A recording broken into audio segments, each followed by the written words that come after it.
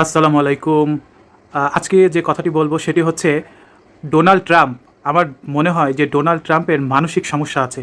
Donald ট্রাম্পের চিকিৎসা করানো উচিত। ডোনাল্ড ট্রাম্প এক বার্তায় তার ট্রুথ সোশ্যালে একটা টুইটে তিনি দাবি করেছেন যে ইরান আত্মসমর্পণ করেছেন। এখন এই যে বিষয়টি উনি দাবি করেছেন, উনি কোন প্রেক্ষিতে এই বিষয়টি দাবি করেছেন তার কয়েকটি কথা আমি বলছি।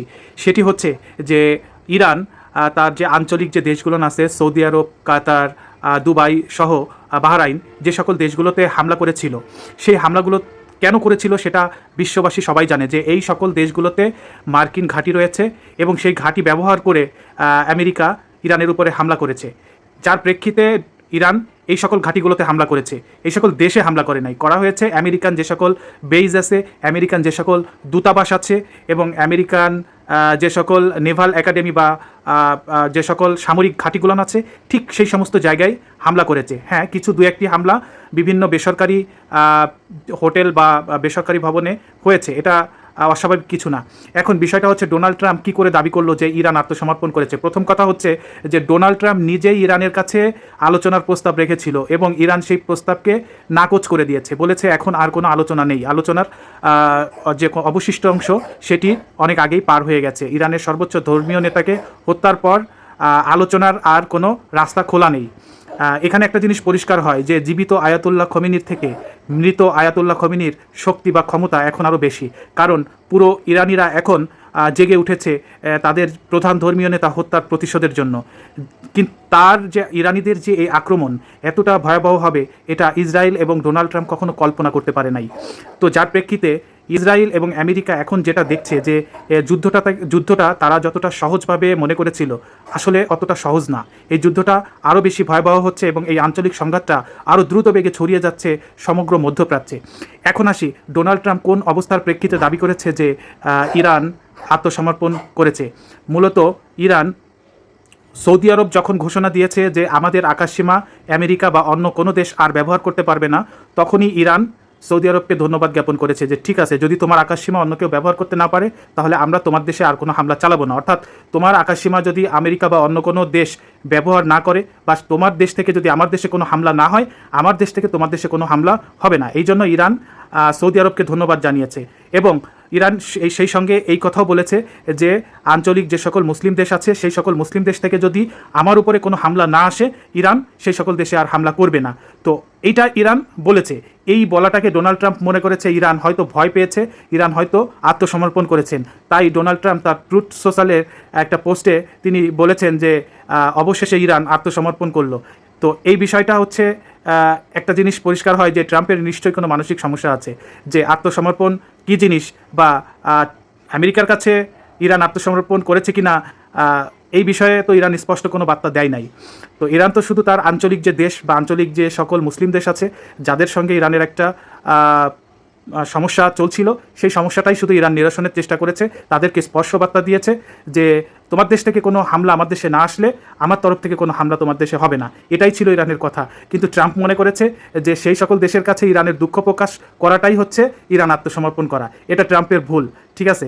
দ্বিতীয় যে বিষয়টি সেটি হচ্ছে যে কাতারের বাদশাহ উনি বলেছেন যে ইরান মুসলমানদের উপরে হামলা করেছে, আল্লাহ কোনোদিন তাদেরকে ক্ষমা করবে না। স্ক্রিনে আপনারা সেই ছবিটি অবশ্য দেখতে পাচ্ছেন। তো উনি এই কথাটা বলছেন। আমি বলতে চাই কাতারের যে বাদশাহ, যে কোন মুসলমানের কথা বলছেন? আপনারা কি নিজেকে মুসলমান হিসেবে দাবি করেন? আপনারা এই ভিডিওটা দেখেন যে কিছুদিন আগে ডোনাল্ড ট্রাম্প যখন কাতারে আগমন করে, তখন মুসলমান মেয়েদের খোলা চুলে যেভাবে নৃত্য প্রদর্শন করে তাকে অভ্যর্থনা করা হয়, এটা কোন মুসলিম সংস্কৃতির মধ্যে আছে? এটা কি নারীদের কি ছোট করা হয় না? এটা কি ইসলামকে ছোট করা হয় না?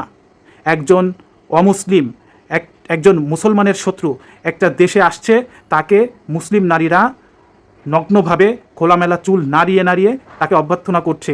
এটা কোন ধরনের মুসলমান দেশ? এই লোকরা যদি নিজেদের মুসলমান দাবি করে, তারা কিভাবে মুসলমান হয়? এটা আপনাদের কাছে আমার প্রশ্ন, আপনারা কমেন্টে বলবেন এই বিষয়টা। তো কাতার যে নিজেকে মুসলমান দাবি করে, আপনারা কোন কোন ঘটনার প্রেক্ষিতে নিজেকে মুসলমান দাবি করেন? শুধুমাত্র জন্মগত দিক থেকে আপনারা মুসলমান? আপনারা শুধুমাত্র কলেমা পড়েছেন বিধায় মুসলমান? আপনারা যদি নিজেদের মুসলমান বলে দাবি করেন, তাহলে মুনাফিক কারা হবে? আপনারা যে আমেরিকা এবং ইসরায়েলের গোলামি করছেন, আপনারা যে তাদের দাসত্ব করছেন, আপনারা প্যালেস্টাইনে যখন হামলা হয়েছিল তখন আপনাদের মুসলমানিত্ব কোথায় ছিল? তখন কেন আপনারা প্রোটেক্ট করেন নাই? কেন প্যালেস্টাইনিদের পাশে এসে দাঁড়ান নাই? কেন আমেরিকা এবং ইসরায়েল যখন গত বছর ইরানে হামলা করেছিল তখন আপনাদের বেস থেকেই তারা হামলা করেছিল, আপনারা কেন সেই হামলাটা করতে দিয়েছিলেন? কেন জর্ডান ইরানের যে প্রতি হামলাটা করেছিল ইসরায়েলের প্রতি, সেই হামলার মিসাইলগুলো কেন জর্ডান তার আকাশসীমায় আটকে দিল? কেন মিশর তার আকাশসীমায় সেই মিসাইলগুলোকে আটকে দিল? আপনারা কিভাবে নিজেদের মুসলমান দাবি করেন? কিভাবে মুসলমান দাবি করেন? ইরান কি যুদ্ধ শুরু করেছিল? ইরান যুদ্ধ শুরু করে নাই। ইরানের উপরে যখনই হামলা করা হয়েছে তখনই ইরান তার উত্তর দিয়েছে।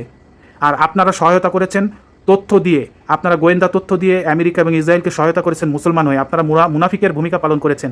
আর এখন আপনি বলছেন যে ইরান আমাদের মতো মুসলিম দেশের উপরে হামলা করেছে, আল্লাহ এর বিচার করবে, আল্লাহ ইরানকে ক্ষমা করবে না। আপনারা কোন মুসলমানের কথা বলছেন? আপনারা কোন মুসলমান? আপনারা কোন আল্লাহর কথা বলছেন? আল্লাহ শুধু আপনাদের জন্য? আল্লাহ প্যালেস্টাইনের জন্য না? আল্লাহ ইরানের জন্য না? তো বিষয়টা হচ্ছে যে ইহুদি আমেরিকা এদের দালালি করছেন, আবার আল্লাহর দোহাই দিচ্ছেন। আপনাদের লজ্জা করা উচিত, আপনাদের লজ্জা হওয়া উচিত। আপনাদের পার্শ্ববর্তী দেশের হাজার হাজার ছোট ছোট বাচ্চাদেরকে হত্যা করেছে ইসরায়েল, হাজার হাজার মা বোনদেরকে হত্যা করেছে, ধর্ষণ করেছে আইডিএফের সদস্যরা। তখন আপনাদের মুসলমানিত্ব কোথায় ছিল? তখন কোথায় ছিলেন আপনারা? ইরান যখন এটার প্রতিঘাত করছিল আপনারা কেন ইরানের পক্ষে ছিলেন না? আপনারা কেন ইসরায়েল এবং আমেরিকার পক্ষে ছিলেন? কেন তাদেরকে সহায়তা করেছেন? এখন নিজেদেরকে মুসলমান দাবি করছেন, এখন বলছেন যে আল্লাহ ইরানের বিচার করবে। বাটপারি করেন আপনারা, মুনাফিকি করবেন, আবার বাটপারি করবেন, আবার আল্লাহর দোহাই দিবেন। আপনারা মুনাফিকের কাতারে থাকবেন। মনে রাখেন, সৌদি আরব, কাতার, ইউএই, বাহরাইন, আপনারা মুনাফিকের কাতারে থাকবেন। আপনারা মুসলমান রাষ্ট্র হলেও আপনাদের সেই মুসলমানিত্বতা নাই, আপনাদের সেই ঈমান নাই। আপনাদের মুসলমানের প্রতি যে দায়িত্ব কর্তব্য পালন করা উচিত ছিল আপনারা সেটা করেন নাই।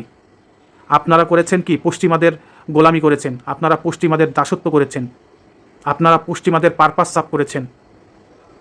আর এখন আপনারা বড় বড় কথা বলছেন। এখনও যখন ইরানের উপরে ইসরায়েল হামলা করলো, এই যে ঘটনাটা, এটা কি ইরান আগে করেছিল? আগে তো ইসরায়েলই হামলা করেছিল, তার প্রতিঘাতেই তো ইরান হামলা করছে। ইরানের প্রধান ধর্মীয় নেতাকে হত্যা করা হয়েছে, ইরানের অসংখ্য সামরিক কমান্ডারকে হত্যা করা হয়েছে, ইরানের প্রধানমন্ত্রীকে হত্যা করা হয়েছে, ইরানের অসংখ্য স্কুল কলেজের শিশুদেরকে হত্যা করা হয়েছে, অসংখ্য সাধারণ মানুষকে হত্যা করা হয়েছে। আপনারা কি করেছেন? আপনারা তার কি প্রতিবাদ করেছেন? আপনারা তার কি ব্যবস্থা নিয়েছেন? আপনারা কিছুই করেন নাই। আপনারা কিছুই করেন নাই। নিজেদেরকে মুসলমান হিসেবে দাবি করেন। ঈদের দিন পর্যন্ত প্যালেস্টাইনে হামলা করা হয়েছে, ক্ষুধার্ত শিশুদের উপরে হামলা করা হয়েছে। কি করেছেন আপনারা? কিছুই করেন নাই। আপনারা নিজেদের মুসলমান দাবি করেন। ধিক জানাই, লজ্জা হয় আপনাদের জন্য।